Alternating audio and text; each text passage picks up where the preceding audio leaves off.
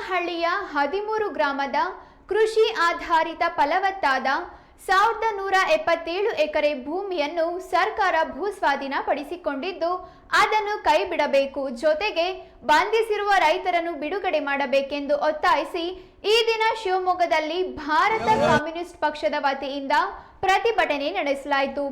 ಭೂಸ್ವಾಧೀನ ಪ್ರಕ್ರಿಯೆ ಕೈಬಿಡುವಂತೆ ಸಿಪಿಐ ಮುಖಂಡರು ಒತ್ತಾಯಿಸಿದರು. ಈ ಹೋರಾಟಕ್ಕೆ ಕರ್ನಾಟಕ ರಾಜ್ಯ ರೈತ ಸಂಘ ಹಾಗೂ ಹಸಿರು ಸೇನೆ ಸಹ ಬೆಂಬಲ ನೀಡಿ ಪ್ರತಿಭಟನೆ ನಡೆಸಿತು. ಭೂಸ್ವಾಧೀನವನ್ನು ವಿರೋಧಿಸಿ ಸಂಯುಕ್ತ ಕಿಸಾನ್ ಮೋರ್ಚಾದಿಂದ ನಡೆಯುತ್ತಿದ್ದ ಶಾಂತಿಯುತ ಪ್ರತಿಭಟನೆಯಲ್ಲಿ ವೇದಿಕೆ ಮೇಲಿದ್ದ ವಿರೋಧಿಸಿ ಸರ್ಕಾರ ರೈತರ ಜಮೀನುಗಳನ್ನು ಭೂ ಸ್ವಾಧೀನ ಮಾಡಿಕೊಂಡಿರುವುದನ್ನು ವಿರೋಧಿಸಿ ಅತ್ಯಂತ ಶಾಂತಿಯುತವಾಗಿ ನಡೆಯುತ್ತ ದೇವನಹಳ್ಳಿ ರೈತರವನ್ನು ಹಸ್ತುಪಟ್ಟಿರುವುದು ಅತ್ಯಂತ ಖಂಡನೀಯ. ಕಾಂಗ್ರೆಸ್ ಪಕ್ಷ ವಿರೋಧ ಪಕ್ಷದಲ್ಲಿದ್ದಾಗ ನಾವು ಭೂ ಸ್ವಾಧೀನ ಮಾಡುವುದಿಲ್ಲವೆಂದು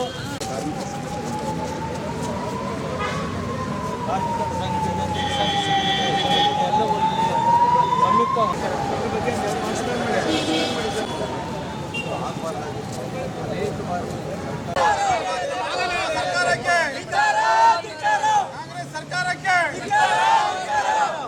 ಕರ್ನಾಟಕ ರಾಜ್ಯ ರೈತ ಸಂಘ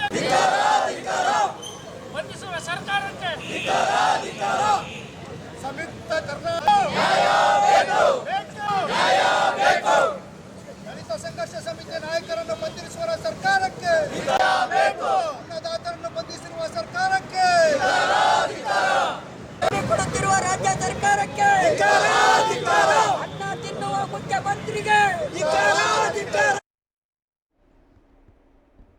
ಭೂಸ್ವಾಧೀನ ವಿರೋಧಿಸಿ ಪ್ರತಿಭಟನೆ ನಡೆಸಿದ ರೈತರನ್ನು ರಾಜ್ಯ ಸರ್ಕಾರ ಬಂಧಿಸಿದೆ. ಹಾಗಾದ್ರೆ ರಾಜ್ಯ ಸರ್ಕಾರದ ಕ್ರಮ ಸರಿನಾ? ಇದಕ್ಕೆ ಶಿವಮೊಗ್ಗದ ಜನರು ಏನ್ ಹೇಳ್ತಾರೆ ಅನ್ನೋದಕ್ಕೆ ಇಲ್ಲಿದೆ ಜನಮತ.